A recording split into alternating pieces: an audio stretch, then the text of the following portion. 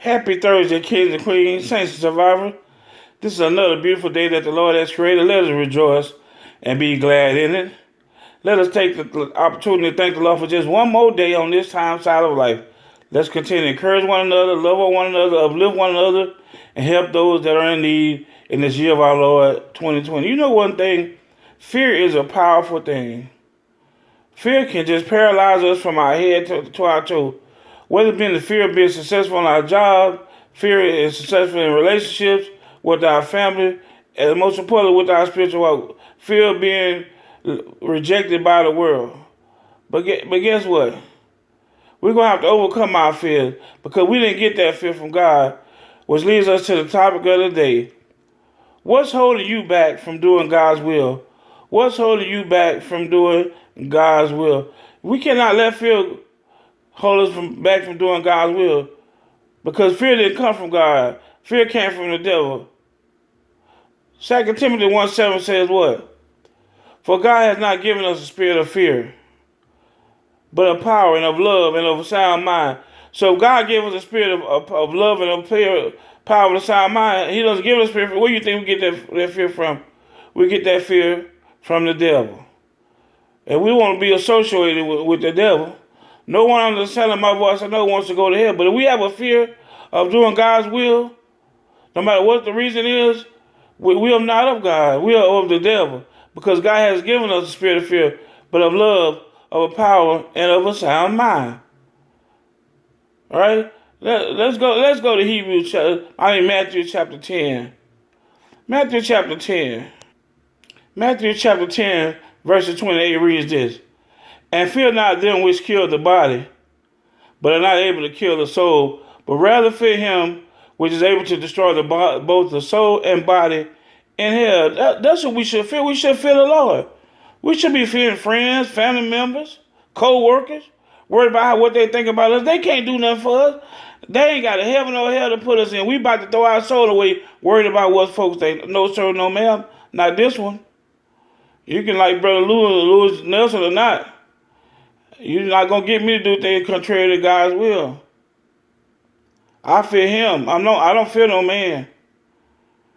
Because man gonna die just like I'm going to die. And that man can't raise me up when I die. Where you going to be when I'm dead and gone? And when I stand before God, where you going to be, Lord? It was me that made him act up. No, the Lord said, get out of here with that. We need to fear the Lord, not the folks worry about what folks say. We got to speak on why we believe what we believe. Why is that important? Let's drop down to verse number 32. And this is Jesus speaking. And verse number 32 says, whosoever therefore shall confess me before men, him will I confess also before my Father which is in heaven. What are you saying, Lord? The Lord is saying, whoever will live for me on this earth, I'm going to let them live before me in heaven. And ain't talking about just with your mouth, oh, how I love Jesus. We talking about with your actions. If you go show how much you care and love Jesus by your actions, you're going to confess him with your actions. Not just, oh, I love Jesus with your mouth. You're going to show folks how real Jesus is to you with your actions. What do you say in verse number 33, Lord? He says, well, hold on now. But whoever shall deny me before men, will I also deny before my Father which is in heaven. See, there you go. Got two sides of that coin. You confess him with your actions and your lifestyle, or you deny him with your actions and your lifestyle. And then you see the consequences of both. Don't let these folks hold you back from doing God's will. Nobody should hold you back from doing God's will. Not your mama, your daddy, your brother, your sister, your co-worker, granny, your husband, your wife. Why? And we're going to get into that in verse number 37. Jesus says in verse number 37, he that loveth father or mother more than me is not worthy of me. And he that loveth son or daughter more than me is not worthy of me. The Lord saying, if you put anybody before me, you're not worthy of me. Because I'm supposed to go, if you put them before me, they sure going to pull you away from me. They're going to pull you away from me. If you put them before me when push comes to shove, when they have a Sunday brunch, and you're supposed to be here serving me, where you going?